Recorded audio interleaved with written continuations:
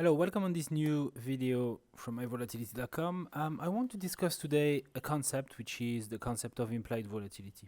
We have a lot of customers that come and ask us questions about volatility, how they can monetize it. One of the big themes that we have in general across the support team is people asking us how do we monetize the fact that options are generally too expensive. And by that they mean that implied volatility is generally higher than realized volatility. Now, those concepts may sound a bit complex at first, and it's easy to see how one could get slightly confused by all those concepts, but they're not that difficult, and I will try to sort of explain them in the best possible way right now.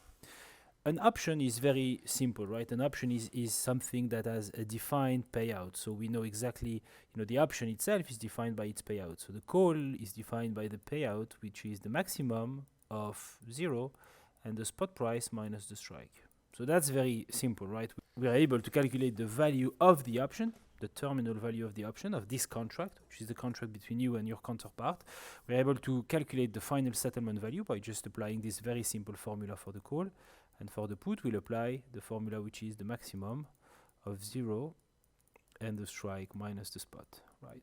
So it's a fairly easy to understand product at expiration. Whenever you're settling this option, it's a pretty easy concept to understand.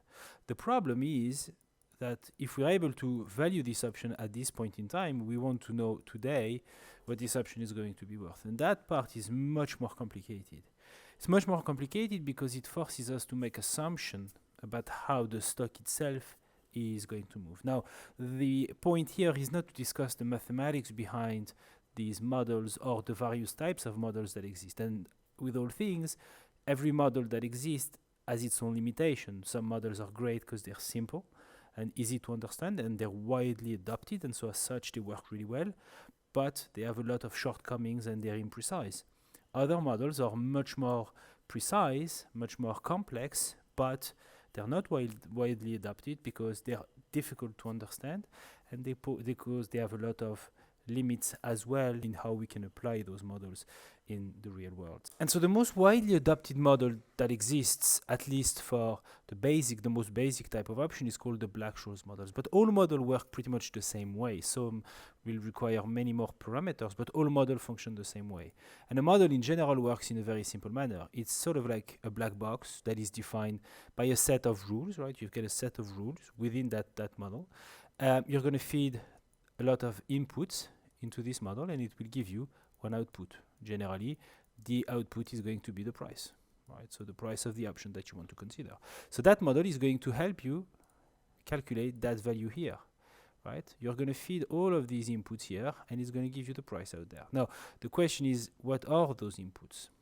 And when we look at those inputs, and when we look at one of the most simple models that exists out there, which is the Black-Scholes model, which is it's an old model. It was created in the 70s, so it's an old model, and it relies on a logic that has been around for a long time, a logic that was created by a French mathematician called Louis Bachelier, and that logic has been around in the mathematics space for a long time, but Black-Scholes and Merton sort of formalized that logic in the 70s, and they won a Nobel Prize for this. So it's a very important formula. It's not perfect. Lots of shortcomings. A lot of practitioners do not like it because it's very simple, but it works well and it's easy to describe and understand. At our level as traders, it's quite useful because we can easily understand what this formula actually means. So in the Black-Scholes model, we're going to input 3 types of parameters. The first type is those that are fixed.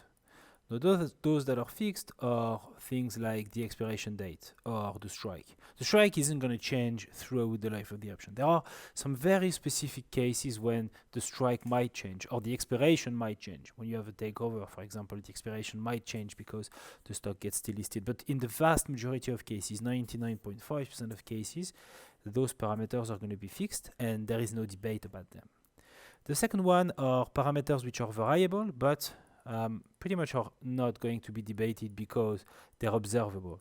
Those are going to be the spot price, the interest rates, the dividends. The dividends may be a bit tricky because they're forward-looking, and so not everybody agrees.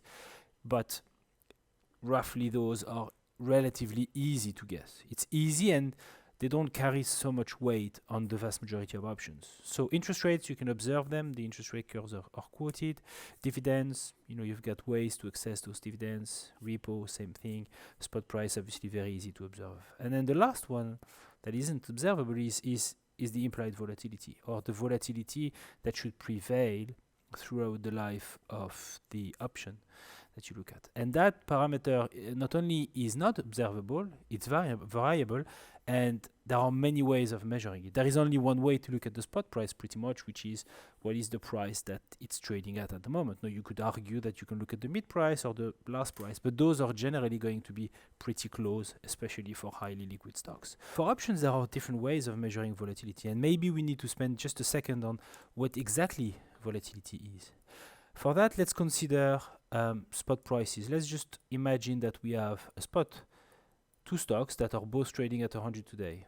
The first one is first spot price is trading at 100 today, and we're trying to simulate how that spot price is going to evolve from T0 to T1, right? So we're going to have a lot of days in between T0 and T1, and we want to simulate that spot price. Now, like I explained before, there are some models that exist that try to describe how the spot price is going to evolve. The idea, again, with those models is not to say this is precisely what's going to happen.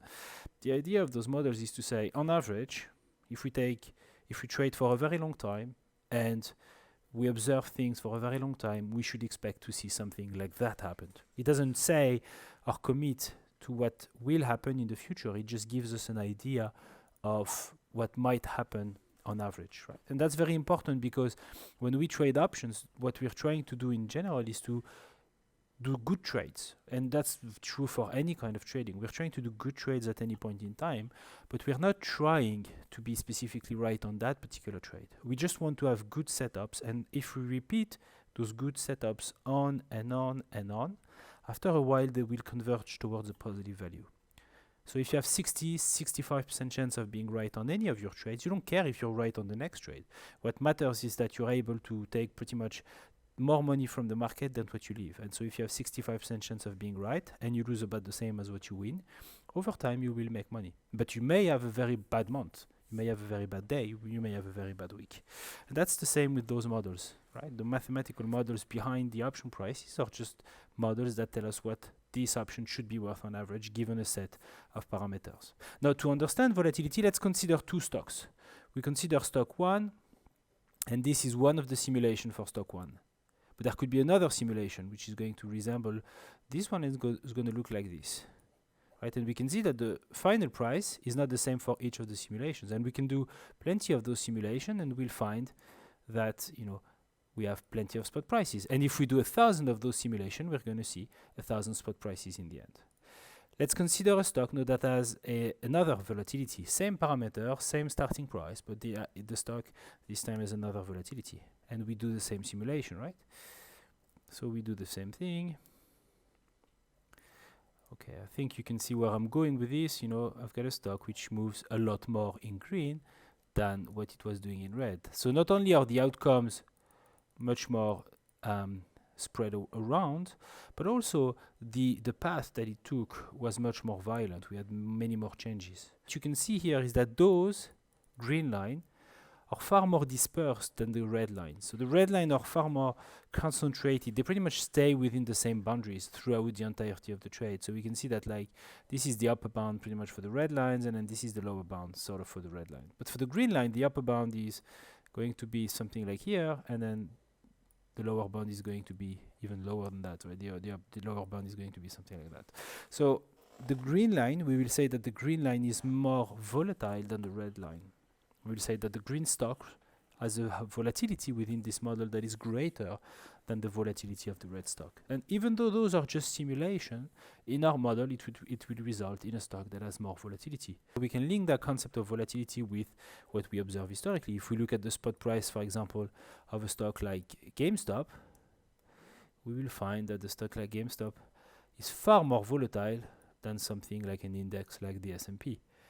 Right? And so that concept of volatility is directly relating to how much the amplitude of the move, how much do stocks move on average on a daily basis. And in mathematical terms, it's defined as the standard deviation of the returns, of the log returns to be precise.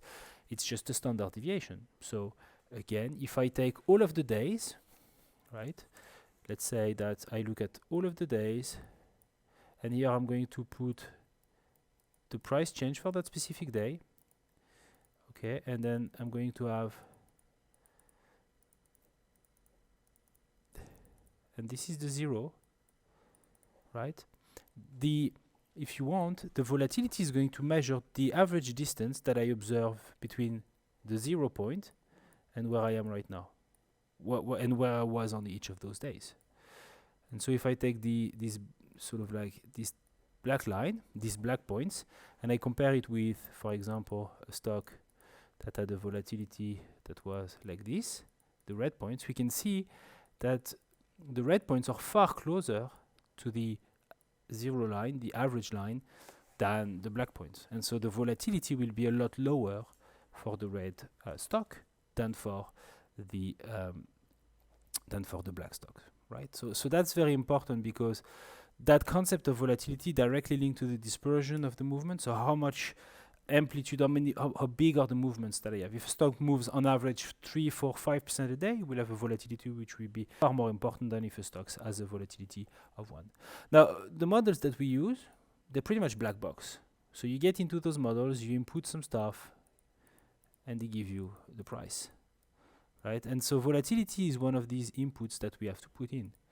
And so the volatility that the model wants us to input, if we're pricing an option with an expiration of T1 and we're pricing that option at T0, is that volatility that will be applicable between T0 and T1. And that's very complicated, because for us, we have no way of knowing exactly what that volatility is going to be. We don't know what it's going to be. If we could predict the future, we would not trade most likely options and try to guess what the volatility is. If we were able to predict the future and know exactly what the volatility was going to be, we could do some better trades than just trade options. So in practical terms, we are unable, and that's one of the very big limits that the model imposes on us, we're unable to calculate what the volatility will be, should be, for that period of time. And that's a very big problem. It's a huge problem for options trader, because it means that they're going to have to guess what the volatility will be over the period of time that they're looking at. So when you look at an option, you go in the market, you can see an option on the bid price, you can see an option on the ask price,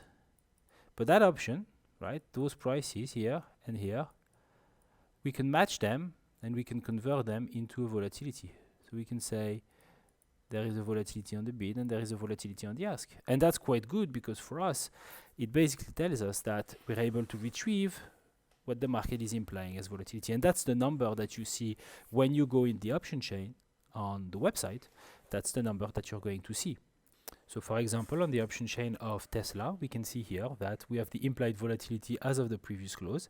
And so from that bid-ask spread, which is 12 at 12.95 for the 10-20 calls, we can see that the implied volatility works out at 71.47 for the 10-30. 9.25 at 9.95, we can see the volatility works out at 72.18. So it tells us what the market is sort of expecting volatility to be for that period. And so we don't even need to make our own guess about what the market is trying to do, because we have people in the market who are called market makers, and their job is on a daily basis, on a constant basis, on a minutely basis, every time something changes, to reprice that volatility to make sure that it sort of matches the best possible scenario. So the first thing that you need to observe is this implied volatility that the market is giving us. The second thing that we will observe is that if we look through long periods of time, and we have a chart in high volatility that shows us the IV premium, we'll see that on average, or most of the time, the implied volatility is above the realized volatility. So if you look, for example, if we go on Tesla, we can even go into this chart, right, which is the Tesla dedicated chart. And we clean that chart a little bit by just keeping IV 30. Let's even use IV 90 against HV 60, and we zoom out a little bit. We'll find that in the vast majority of cases, the green line is going to be above the orange line. Now, it's not going to be 100%, like we said. You're not always going to be right. You're going to be right most of the time, or on average. And on average, you'll find that implied volatility is greater than realized volatility.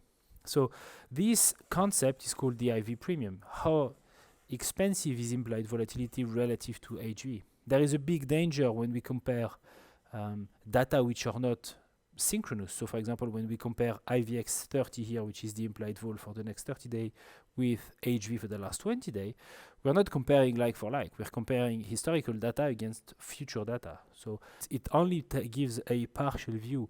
And in this specific case, we can see that the implied volatility trades lower than the realized volatility because the market is expecting volatility to go down from where it is actually realizing at the moment. So, but we can see that in most of the time, most of the cases, this spread will be positive. We'll have huge spikes, huge drawdown like we have here, but most of the time will be above that zero line for the IVX premium, and that's very important because it tells us what the market is sort of looking for in terms of volatility. Now, the big question that we have to answer as well is why are people asking for an implied volatility that is greater than the realized? And for that, let's go back to paint very quickly, because if you think about it, like if we are just supposed to input the volatility level for the period T0 to T1 into our model, then surely market maker should not overestimate most of the time. They should be on average relatively neutral. But why do we see that over long periods of time implied volatility will be overestimated by comparing it to the realized volatility? Well, that comes back to the way an option pays you money. If we go back to the way the call pays you money, which is the maximum of 0 and the call and the spot price minus the strike, what you can see is that the minimum value that this will take is 0. Will never go below 0. So that will always be greater than 0, right? And the potential maximum value that this takes is infinity, because as the spot goes up and goes very high, the value of the call explodes higher and goes up. And in exchange for selling, so if you're selling that option, what is the proposition that's made to you? Well, you can earn a premium, which is a fixed amount, generally a fraction of the spot, 2, 3, 4, 5% of the spot price, and potentially you can lose an infinite amount of money.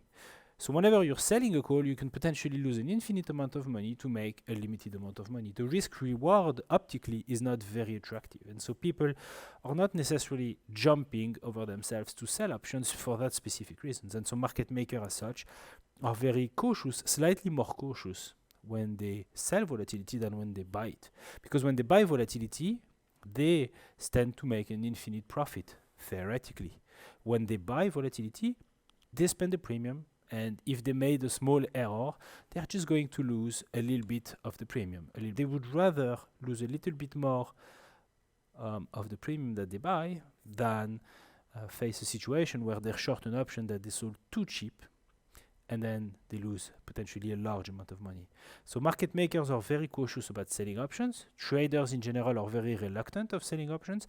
It's difficult to carry a short option position, so it's another subject that we will discuss in future videos. And so as such, generally you'll find that implied volatility is generally greater than the realized volatility. That premium isn't huge, and you can test this through time, and you'll find that that premium is 5%, 10% of the implied volatility level. So it isn't like a huge level.